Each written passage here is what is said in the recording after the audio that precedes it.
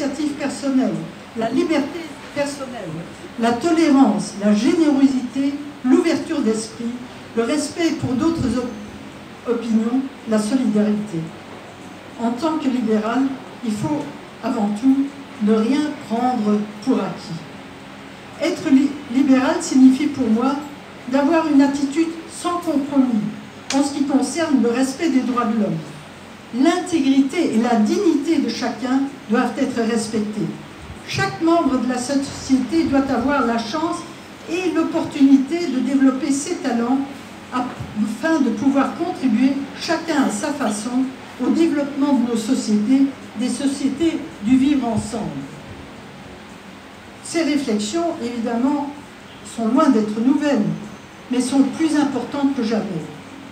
J'aimerais conclure, mesdames, messieurs, en citant des extraits d'un livre remarquable de Frédéric Lenoir, qui a écrit un livre sur le miracle de Spinoza. Spinoza, ce philosophe du XVIIe siècle, qui pour moi est un des précurseurs du libéralisme. Et je cite: « Vouloir régir la vie humaine tout entière par des lois, c'est exaspérer les défauts plutôt que les corriger. Ce qu'on ne peut interdire, il faut nécessairement le permettre malgré le dommage qui en résulte souvent.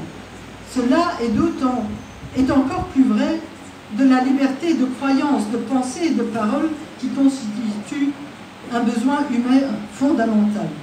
L'interdire ne peut que mener à la révolte, et cela d'autant plus que les idées ou les paroles exprimées sont vraies. Il est donc dans l'intérêt de l'État à ne pas les réprimer. Tout homme jouit d'une pleine indépendance en matière de pensée et de croyance. Jamais, fût-ce de bon gré, il ne saurait aligner ce droit individuel. Par la suite, ce serait s'exposer à un désastre certain que de vouloir obliger les membres d'une collectivité publique dont les opinions sont diverses, voire opposées, à conformer toutes leurs paroles au décret de l'autorité souveraine. Il est donc nécessaire que l'État, loin de l'interdire, garantisse aux citoyens la liberté de croire et de penser. Quant à la liberté d'expression, Spinoza appelle à certaines limites. Il n'en serait pas moins pernicieux de la leur accorder en toutes circonstances. Elle ne doit pas nuire à la paix sociale. Ainsi, s'il est légitime que chacun puisse exprimer publiquement ses opinions, il faudra faire appel aux ressources du raisonnement en évitant toute ruse de colère, de haine qui nuirait à la concorde des citoyens. » Fin de citation. Donc, nous avons l'obligation également d'investir dans l'éducation pour vraiment permettre aux jeunes de comprendre cela, de comprendre cet enjeu.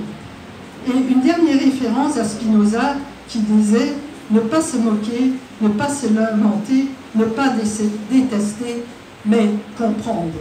Et je voudrais conclure là-dessus.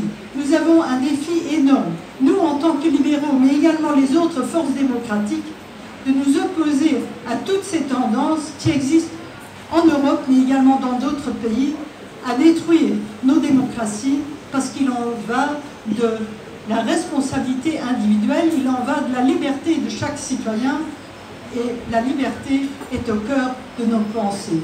Merci. Je vais conclure là-dessus. Malheureusement, j'ai pris un peu plus de temps, et maintenant, je vous souhaite un bon appétit.